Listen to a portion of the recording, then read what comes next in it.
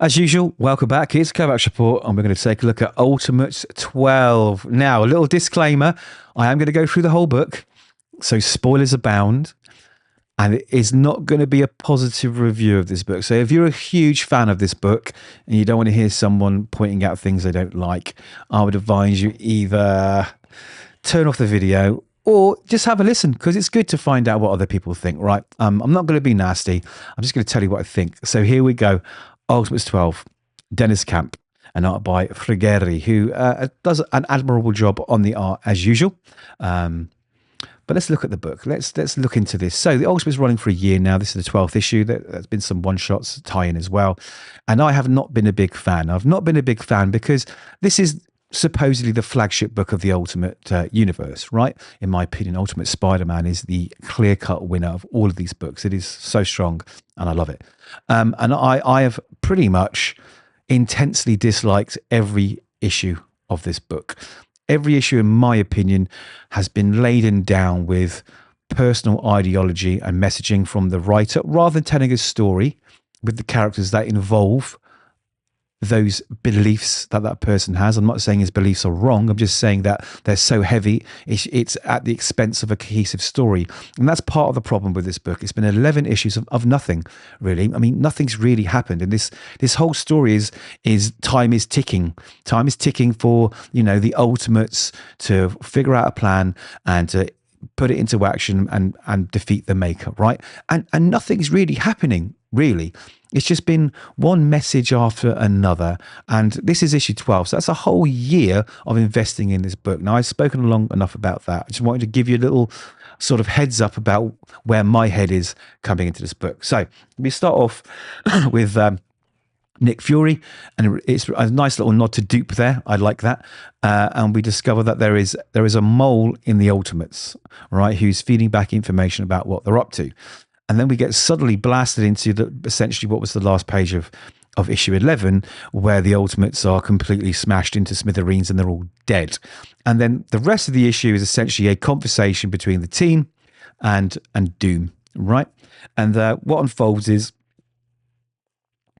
Iron Man, he's got this Immortus engine thing that he's kind of fused with, and he can see the past, and he can also kind of see hopefully maybe the future, right? And he's had this dream where he's seen what really happened in I think it was issue 6, where this fight actually happened. This fight with the Hulks actually happened in, I think, issue 6, and it resulted in Iron Lad basically being pretty much killed, brought back near death, everything else, and everyone else was about to die, but Doom intervened and managed to beam them out of there. But what unfolds is that Doom's been a naughty boy, and he broke the one rule that Iron Lad set, which is don't use time travel to do anything, because it might mess everything up and it might cause more problems. So this whole issue is them going, oh, you did that, did you?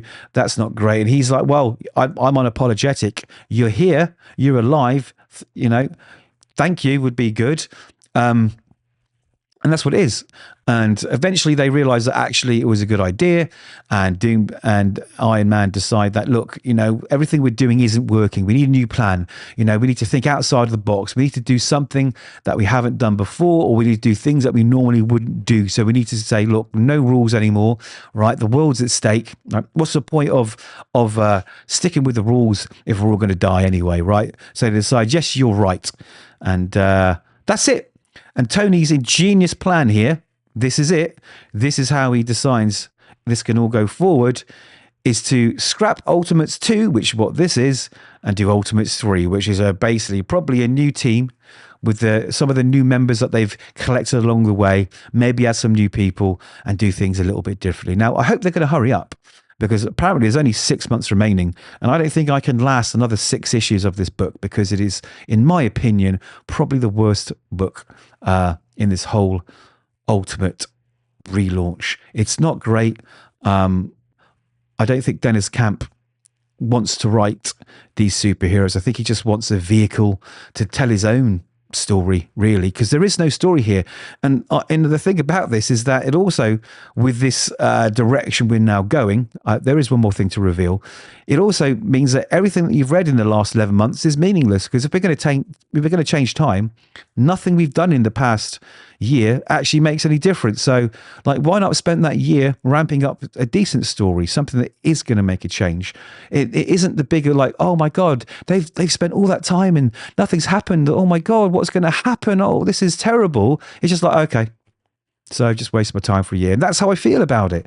And then we get the final big reveal that the mole in the Ultimates is the Wasp. And she's bargained with Fury that once everything goes down, her and her husband, Hank, Giant Man, Ant-Man, however you want to call him, they'll be safe. You know, they'll be safe. They're part of the informant program for HAND, which is the new acronym for whatever S.H.I.E.L.D. was. And is now. So that's it, guys. I'm sorry it's not a positive review. I'm just not enjoying this book, but I felt I had to review it because I want to do honest reviews. I want to kind of share my thoughts and hear yours. So, guys, let me know your thoughts.